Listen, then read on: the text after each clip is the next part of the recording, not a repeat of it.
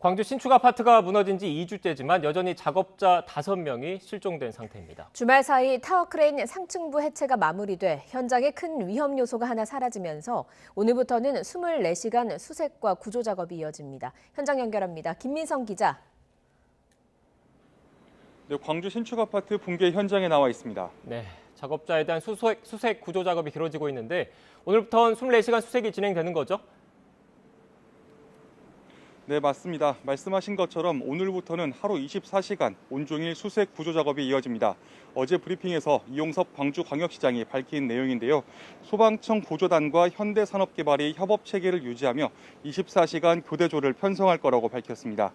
기존에는 위험도가 비교적 낮은 현장을 중심으로 심야 시간을 피해 야간 수색이 진행됐습니다. 현대산업개발은 주말 사이 타워 크레인 상층부 해체 작업을 마무리했습니다. 그 결과 타워 크레인이 넘어질 가능성이 크게 낮아진 것으로 파악됐습니다. 이에 심야 시간에도 수색 작업이 가능하다고 판단한 겁니다. 우선 전국 소방력 동원령에 따라 붕괴 현장에 온 전문 구조대원 17명이 추가 투입됐습니다. 이들은 해외 대형 재난 현장에 파견돼 구조 활동에 참여한 경험이 있습니다. 네, 상층부 수색이 관건입니다. 앞으로 구조 작업은 어떻게 진행됩니까? 네, 이제부터는 구조견들이 반영했던 22층을 비롯한 상층부 수색에 탄력이 붙을 전망입니다. 사고 2주째로 접어들었지만 여전히 건물 상층부에 콘크리트 잔재물이 많이 남아 있는데요.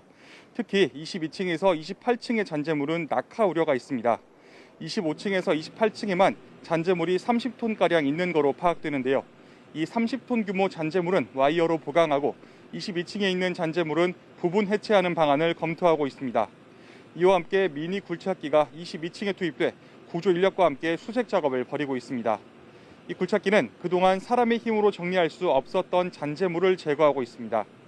이 밖에 구조대원들의 안전을 위한 추가 조치들도 계속 더해지고 있습니다. 상부 지형 중 슬라브가 붕괴한 곳과 안정된 곳을 분리해 안전 가드레일을 설치하고 있고요.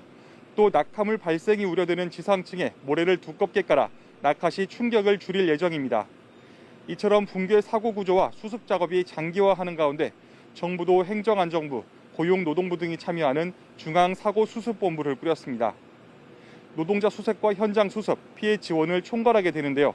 본부장인 안경덕 고용노동부 장관은 오늘 오후 3시 붕괴 사고 현장에서 첫 회의를 열었습니다. 지금까지 광주 신축 아파트 붕괴 사고 현장에서 YTN 김민성입니다.